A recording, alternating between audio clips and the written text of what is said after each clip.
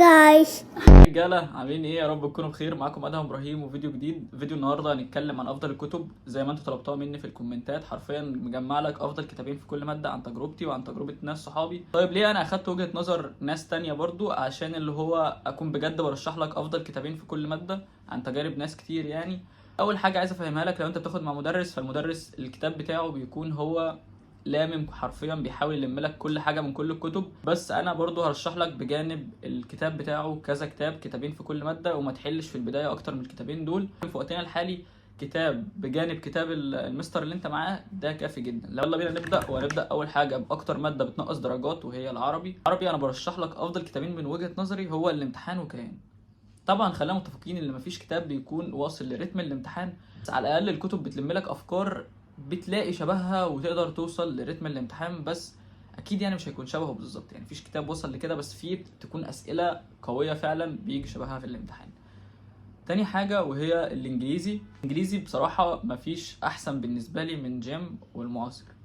يعني في كتب كتير بس دول بالنسبه لي افضل. الفيزياء بالنسبه لي فاكس بقى الوسام والكتب دي، انا بالنسبه لي نيوتن والامتحان.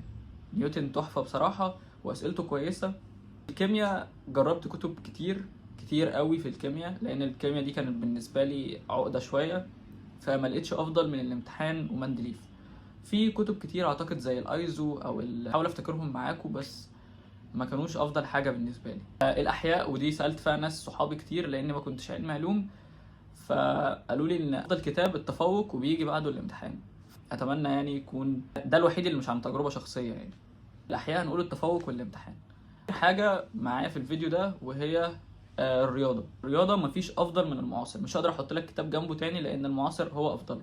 وبكده يكون خلص فيديو النهارده. مش حابب اطول عليكم، هو فيديو صغير بس عايز اقول لك انك في البدايه ما تحلش اكتر من كتابين عشان خاطر بلاش تشتت نفسك. يعني انك تحل 3 و4 والحاجات شبه كده، بلاش تبحث عن المثاليه وانت لسه في البدايه. لكن في المراجعه لما تكون خلاص خلصت الشرح كله تمام وبرضه حليت وفهمت، خلاص حل براحتك يا عم في كل ماده زي ما انت عايز. طول ما انت بتخلص حل كتاب 2 3 براحتك يعني. فده كان فيديو النهارده وهو فيديو صغير. لو وصلت لحد هنا اتمنى تعمل لايك وسبسكرايب للفيديو، واشوفكم في فيديوهات جايه كتير. سلام.